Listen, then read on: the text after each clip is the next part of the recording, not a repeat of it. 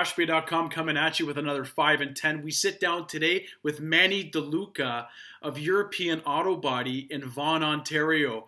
European Auto Body is the only certified Maserati and Ferrari shop in Canada. Lots of special stuff in here about this business. I'll let Manny tell the story. Enjoy the interview. Good day, everybody. This is John Harvey from CrashBay.com for another 5 and 10. I have with me today Manuel DeLuca from European Auto Body. Manuel also goes by Manny. Manny, welcome to your 5 and 10 today. Thanks, John. Thanks for including us in this pretty cool project that you're doing. Thank you very much. It's a pleasure to have you. So without further ado, we'll just get right into it. Starting out with Manny, can you, just introduce yourself and talk a little bit about the history of European Auto Body? Yeah, well, my father started the business in the late 80s. He's partnership with Ramo Ferry from the R Ferry Automotive Group.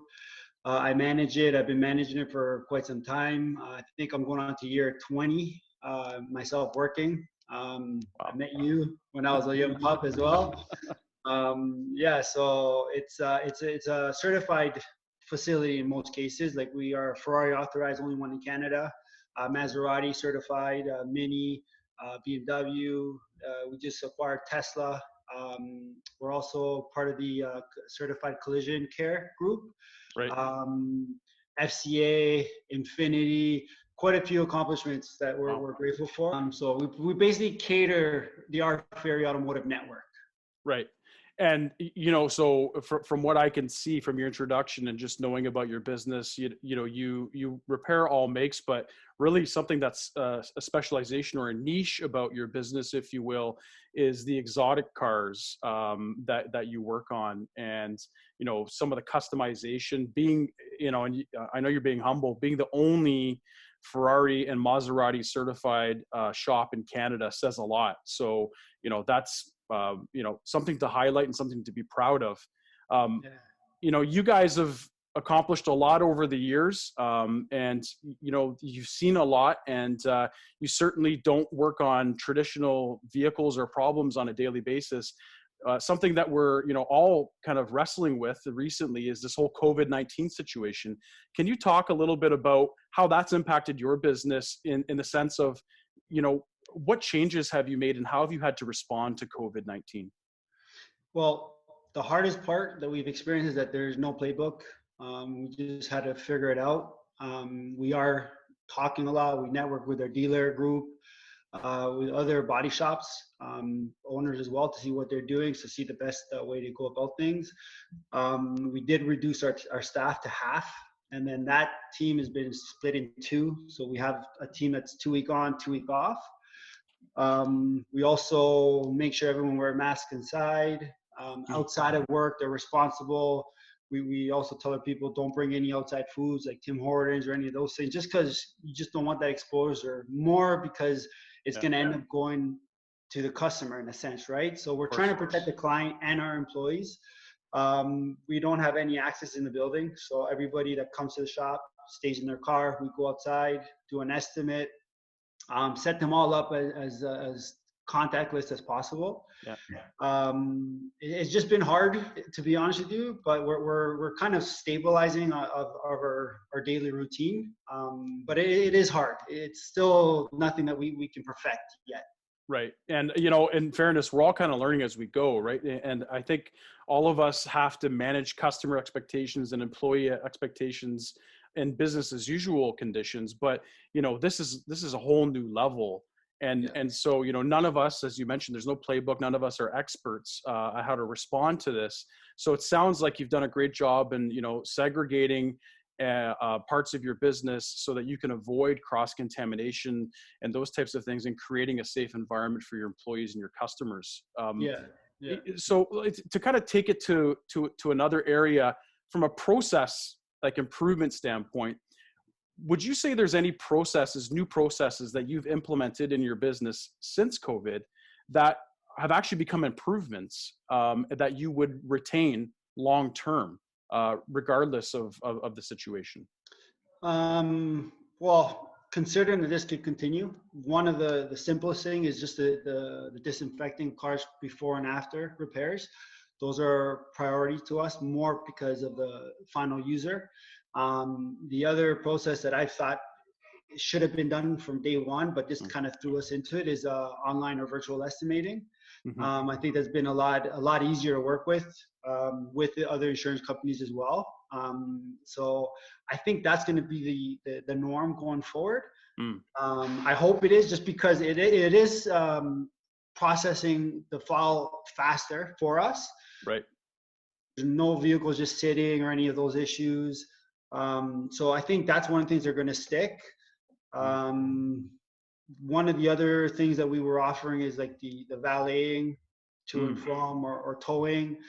We're prepared to probably continue that going forward if this is still a big problem. Right. Then we're doing a lot of stuff online, like signing work orders remotely, payments remotely. Even with the insurance, they're doing payments. We're not going to the bank and getting deposited directly. It does streamline a lot of our process. You're not sending a guy to a bank to go deposit a check or whatever, right? So yeah. And I find it kind of funny, like you mentioned signing work orders virtually. A lot of this technology already existed before COVID, but it wasn't embraced by everybody widely, or it was embraced by certain industries. I heard on a radio show recently that a lot of real estate agents are closing their deals, doing everything online and getting, virtual e-signatures, et cetera. And that would have been unheard of just a few months ago. So, your ability to adopt those things and really remove barriers and just to make the process easy for the customer is something that we should definitely consider retaining long term, because it really, I think, causes us to challenge the status quo and ask ourselves, why do we need a hard signature? Why do we need a wet signature on a work order for it to be valid when we have the technology to send it to someone's smartphone? So from an accomplishment standpoint, Manny, and I say all of us had businesses well before all of this happened. So, I'm sure you had goals for 2020 and beyond and things that you're proud of. What are some of the accomplishments that you would be proud of, that you would want to highlight about your business? Well, outside of our certification, I'm proud of those things, but we also do participate in college, like Centennial College is a program that BMW Canada is heading it. So there's like 5 or 6 of our shops that are participating in it annually. So we're sponsoring any new kids that are getting into the trade. They have, I think it's first year, they go to school and they come with us. They can pick one of our shops for maybe 6 to 8 to a year. Then the second term, they go back to school, they graduate, and then we'll pay for their sponsor for that program. We do it every year. This was the second year. It obviously got sidetracked. Right. But that's one of the things that I've always wanted to participate in, just because the industry was starting to lack all the young blood. Right. Guys were getting old and retiring. So it was kind of concerning. So I'm glad to see that a lot of our shops are supporting that, and then showing shop industry is not the old school dungeon place, all dirty. Like, it's more of a higher end area overall. It doesn't have to be like our shop, but in general, it's more of a cleaner place to work. A lot of shops are certified. They're trained to do things the right way. So involvement of the technicians, to me, is insane. Like, they're putting cars back together to put your fence back in it in a safe manner, right? Yeah. And they're re-engineering technology and remanufacturing cars to a certain extent, especially the types of vehicles that you work on. Touching on attracting top talent and the next generation into our industry certainly is close to a lot of people's hearts and minds in this industry as they try to figure that out. Shops like yours leading the way, and I've been to your shop. You can eat off the floors. Is the standard, and that's the image that we want to paint, because it does actually represent a vast majority of operators that are reinvesting in their business across the industry, regardless of brand, and the image of the industry can be heightened as a result of people like you leading the way. So kudos to you for collaborating with the colleges and for your work in attracting people into the industry. My last question, Manny, is, just about your brand, the European Auto Body brand, part of the R Ferry Automotive Group, but European Auto Body as it stands on its own. what do you want to be known for in your communities and amongst your customers when they think about European Auto Body? Our main thing is always quality, number one. When a customer comes to our shop, I always say to them that I'm not going to promise I'm going to do a good job because it's expected. We all should be doing a good job, right? Right. But the way I tell my staff and how I want people to be treated is treat them like family.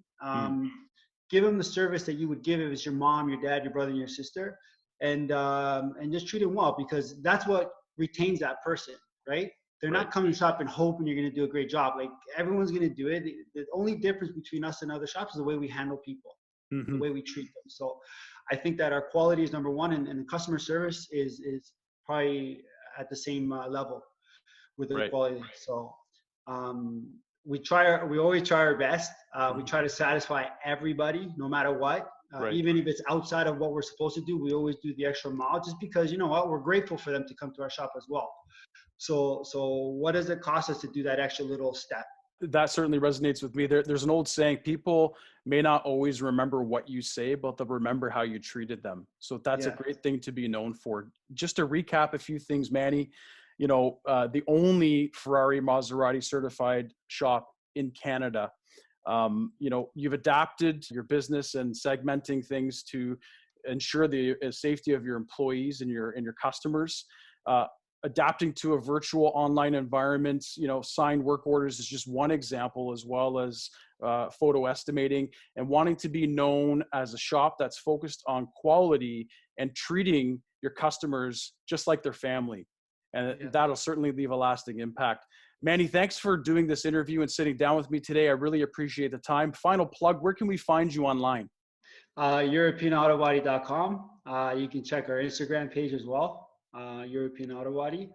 I want to thank you too, John, for even considering thinking of us to participate in this. So we're really happy. I know I feel fortunate that you even thought of us. So thank you for that as well. Well, thank you, Manny, and the pleasure was all mine. Thank you for sitting down today, and I know we could talk for hours. So thanks again for agreeing to do this, and please like and subscribe to our YouTube channel for more business owner interviews with owners like Manny, who are in the business, who are trying to attract and grow top talent to an industry that is leading the way in technology enhancements and so many other areas.